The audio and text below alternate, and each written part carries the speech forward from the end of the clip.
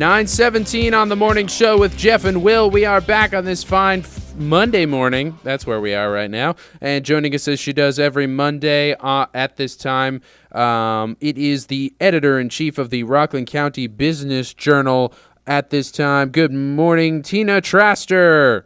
Good morning, Rockland County. So let's do some Monday morning quarterbacking, but not about the Super Bowl. Heyo, great reference.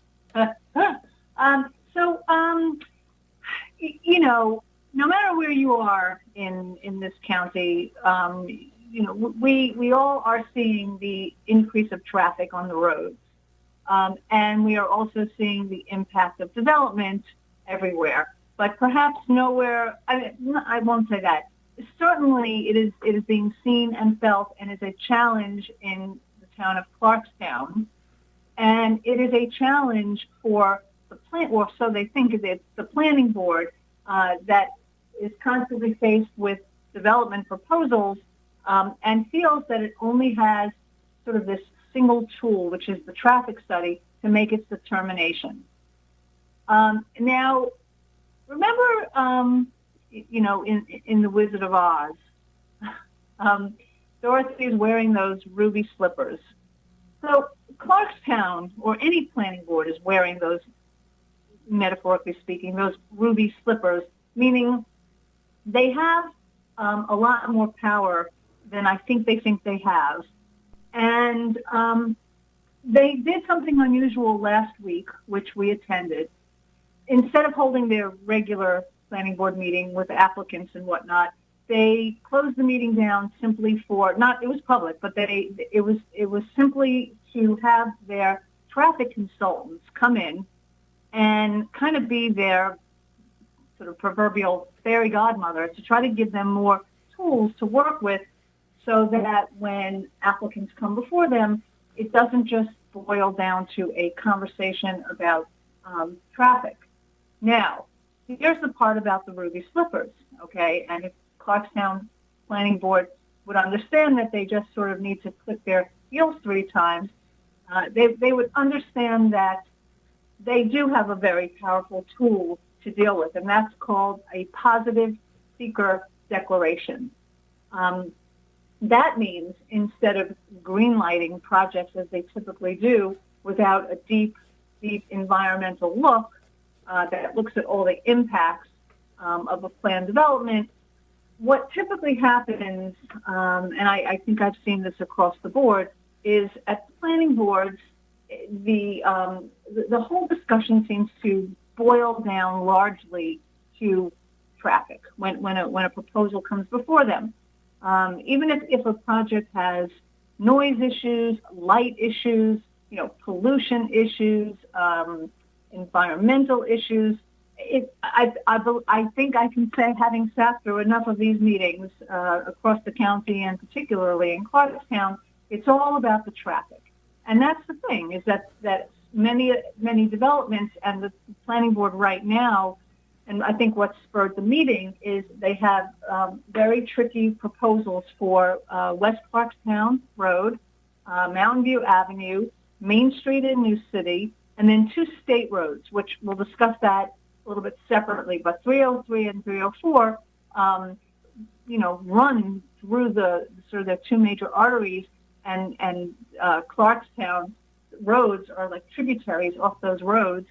So, for example, when Lincoln Properties wanted to build a 225,000 square foot warehouse, which the planning board eventually let them do, that goes up and down 303 State Road, but it intersects with all local roads.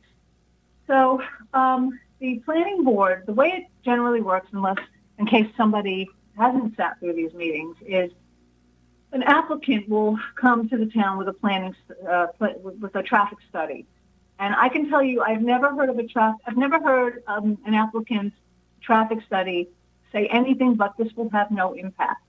Miraculously, no development, according to an applicant's traffic study, ever has an impact. It's quite miraculous, because of course that's not what we see with our eyes or feel with our road rage frustration when we're in the car, or trying to get out of our driveways or trying to be safe. So traffic, extends into being quality of life and safety, and it's a wide-ranging issue. Um, so anyway, so the town has a traffic consultant that takes a look at the applicant's traffic study, and again, sat through a million of these meetings, has never ever said anything but this will not impact. This project does not have enough traffic to have an impact. So the company that I'm talking about is AKRF, and AKRF did a kind of a slideshow and tried to understand what parameters they use and also what limits them in going beyond that evaluation that a potential development or an expansion of something won't have an impact. So what the AKRF consultant explained to the planning board is that the planning board in the town of Clarkstown, or any town, this is applicable to any town or village, can go back and revisit its own zoning codes to reevaluate the way a particular corridor, say, needs to be zoned in order to make potential development more restrictive. So, for example, on West Clarkstown Road, there've been, at any given time in the last 2 to 3 years, there've been like a handful of proposals simultaneously on the table. And so one development unto itself may not impact traffic, but when you look at an entire corridor, i.e. the entire road, and in case of West Clarkstown Road, it's a county road, that's a different situation. That's kind of the gestalt, the whole puzzle is a different picture than one development on one parcel. Similarly, up here on Mountain View Avenue, the consultant said outright that they're looking at Mountain View Avenue, and it's a narrow, winding mountain road, and she said, quote, that it's 22 to 33 feet, that you'd have to take someone's property to fix it. Nothing can be taken. The road can't be improved. There's nowhere for the traffic to go.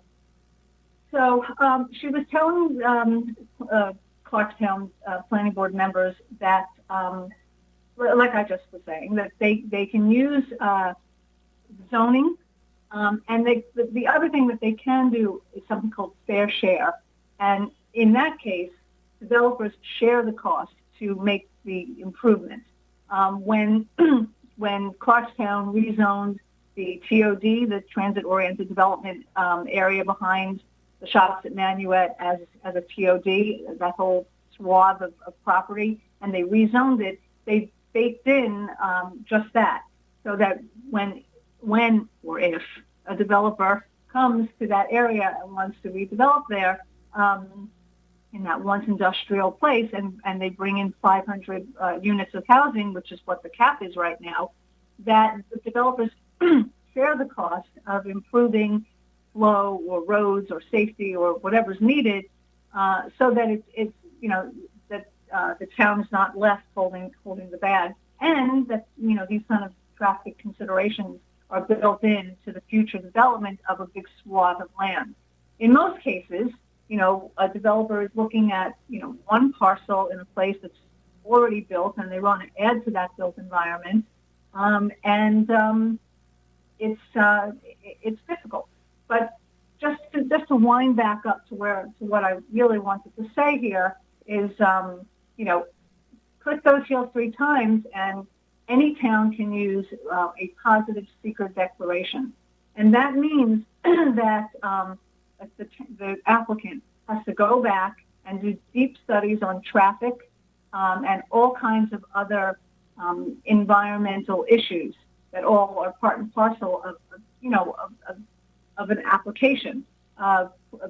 SECO, for example, looks at historic archaeology and wetlands and noise and air pollution and wildlife corridors and community character and a host of other factors that, unless a project meets that standard, a planning board has the ability to deny it. And what we see, just again, is that the planning board just doesn't use its powers. It just, I don't know what it is. I actually don't understand. I've never really quite understood it, but it just kind of lapses into a conversation over and over again about traffic. So, any questions? Yes? I mean, you've already kind of answered that question in the form of I don't know, because I would ask, why wouldn't they if they do have the power? But I guess we won't know. We shall see. Hopefully, we shall see. If you want to put, if that caller is still on, we do. Yes, we still have Marianne on, who wanted to ask you a question. Good morning, Marianne. Right. I was going to answer them all, but I'm interested in what we were just talking about. And let me understand this. I've been at meetings where an applicant says, we only have like 30 cars, not a lot. Yeah, but you're adding it to the existing amount that's already there. You're not taking that into consideration, which is already burdened.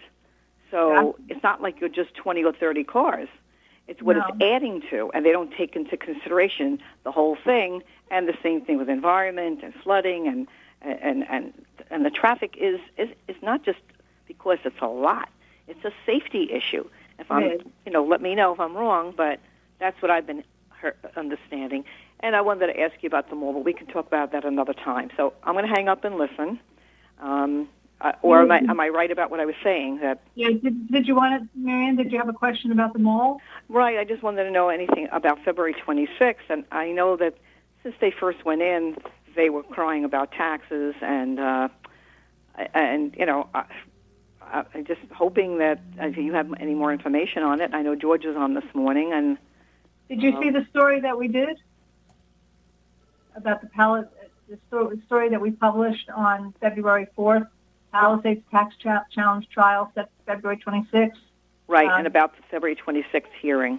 Right, and Palisades Center seeking 4 years of tax relief against Clarkstown. Mm-hmm. You saw the story, right? Yes, I read the story, but I'm just wondering what your opinion is on it, with them complaining about the taxes. And I think they have a valid case. Unfortunately for Clarkstown taxpayers, I think they have a valid case. I mean, malls are just not the same. COVID was kind of the nail in the coffin. It wasn't the beginning of the end. It was the nail in the coffin. I think that sure they may be having some comeback, but it's not to where they were, like it or not. I think that they prevailed up by Albany in the town of Guilderland. And if that is any kind of prelude, I think that, I don't know, what was George, was he minimizing this? Because it should not be minimized. I didn't hear. Well, I know that even before pandemic, they raised some rates, and some places where this one company says, I don't know why we're doing well, they're pushing us out, they're raising the rates. I don't know, is that because they weren't making money? But I just don't find them to be very workable with the town and everything. So anyway, I have to get that as a doctor, but I'm going to hang up and listen. Okay, take care.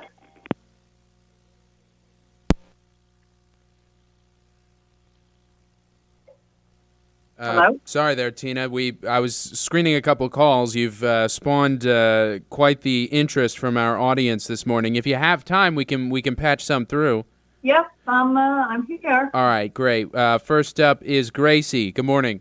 Good morning. Tina, I have to tell you, number one, we listen to you. We read your post every morning. Very interesting. Now, what you're saying and what we read, I'm off of West Clarkstown Road. So now West Clarkstown Road is a county road. Now, at the corner of West Clarkstown, where it meets New Hempstead, there was a house. And it was a big house to start out with, and now all of a sudden it doubled the size. It was supposed to be the girls' school, and there was supposedly complaints that when it rained, the water went down the hill to the houses behind it.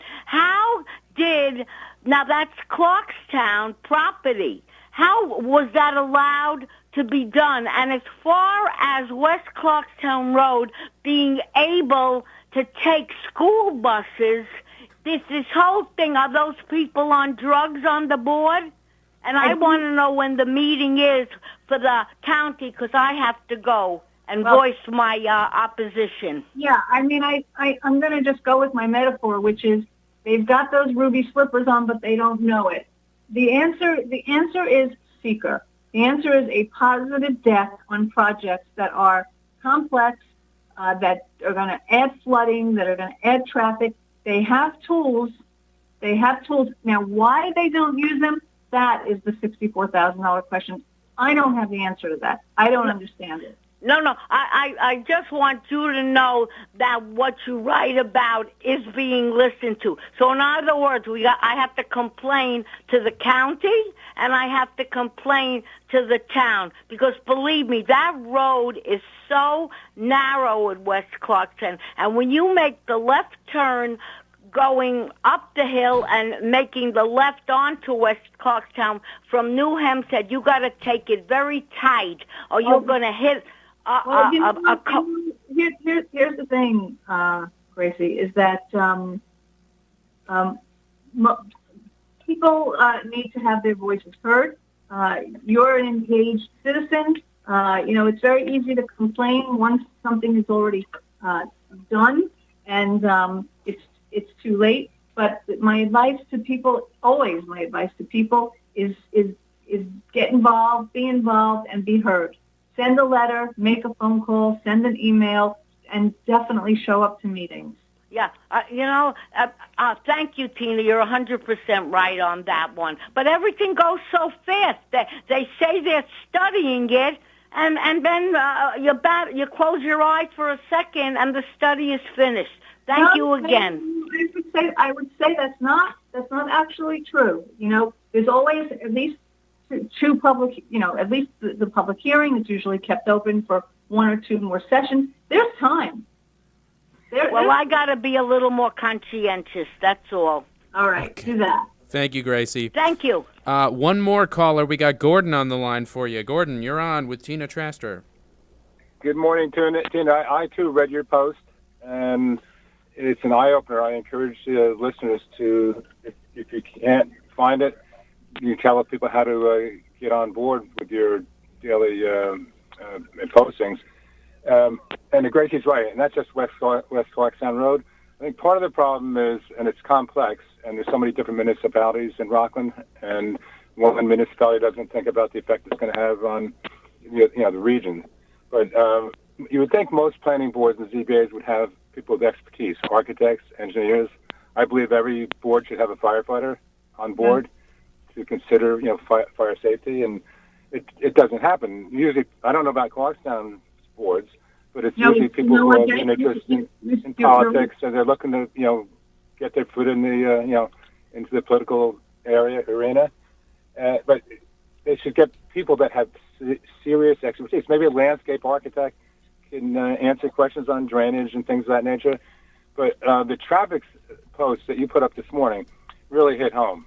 The builders should be paying the cost of infrastructure improvement with traffic in other areas as well. It's not happening. And as bad as you think things are in Clarkstown, in Rampo and its villages, things are really out of control. And I was just talking to someone who lives in Skyview Acres, which is by Conklin's Fruit Farm in Pomona. And they complain, they come out of there, they can't make a left-hand turn frequently on Route 45. Yet the old Miss Yellow Golf Course, they're looking to develop that with 600 and some odd more living units and businesses. And they believe their traffic consultant says it's going to have minimal impact on the community. Now, if things are bad there now, how is 600 and some odd homes and businesses not going to have an adverse effect on the traffic? And yet the town of Rampo is likely going to approve this. Here's the unfortunate conclusion. I think that not a conclusion, but here's I would say an observation. If not for all of the people who have shown up for the applications that are problematic in Clarkstown, say, I don't even know that the planning board would feel the pressure in the first place or recognize the severity of the issue in the first place. So I really am a very strong believer in community involvement and people, coming to their planning boards, despite how much you think that your voice might not be heard, or it's a done deal, or it's a fait accompli. I think when there's enough of a critical mass and they make themselves heard, and the complaints are legitimate, and they really have to do with. And you're right, and that's the key. It has to be legitimate. A lot of people just don't want a project. It has to be a legitimate issue, but I think that it's taken. It's come to this kind of boiling point in Clarkstown, where there are there's enough threatening development that really is about traffic and safety and quality of life and environment, to have woken up the board enough to have invited the traffic consultant to sit and try to explain the way she does her job. Now, whether these planning board members are motivated enough and energized enough to do more than if this was enough to make them feel good about what they do up there, then this will have been for naught. But if they take this advice and they run with it, and they recognize, I can't say enough, that they have seeker in their pocket and that they have agency to control development in the town, smartly, then I think that all eyes should be on the Clarkstown Planning Board as an example, and let's see if they run with it. Let's see if they take this opportunity and turn it into something meaningful. I agree. It's easy to tell people they should get more involved, but when people go to planning board and CBA meetings and even town or village board meetings, sometimes they're boring, and people don't understand all the acronyms. They don't understand how the system works. But Clarkstown has two coupons. One is to the Nanuet, Pearl River area, and the other one covers most of the rest of Clarkstown. They could become part of that, and then you go with a group, and you have someone there that has expertise and explain what's going on, and sometimes they go up for coffee before or afterwards, and you get a little spirit decor kind of a thing going. But without the public's involvement, you're right. So many of these things these are major projects affecting the entire town and the county, and you go through and there's no one in the audience or very few people in the audience, and things get approved. So civic involvement is the key to keeping things honest and democratic. It's the key. It's the key. I mean, but for the voices of the community, this concern would not have reached the level that it has reached, and this meeting would not have taken place, and now, the planning board would not be kind of in the spotlight in terms of being able to make change. It's on, I guess I don't know if it's fortunate or unfortunate, but it's the way it works. It's democracy.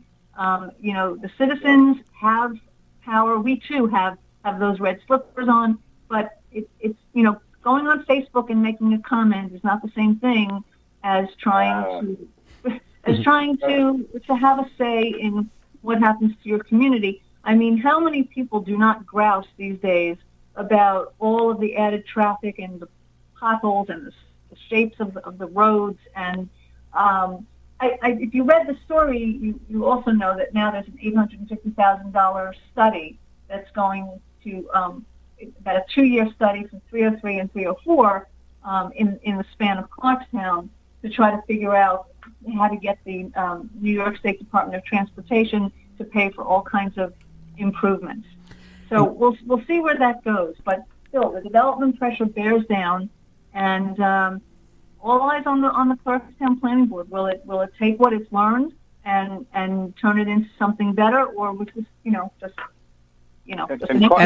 Gordon, we thank you for giving us a call. It's always great to hear from you. We appreciate that. We've got to get to a commercial break. I apologize. Thanks for your participation. Tina, thanks to you as always as well. You can, if you haven't read that article yet, you can find it on rcbizjournal.com. Have yourself a great week. We'll talk to you again on Monday. Have a great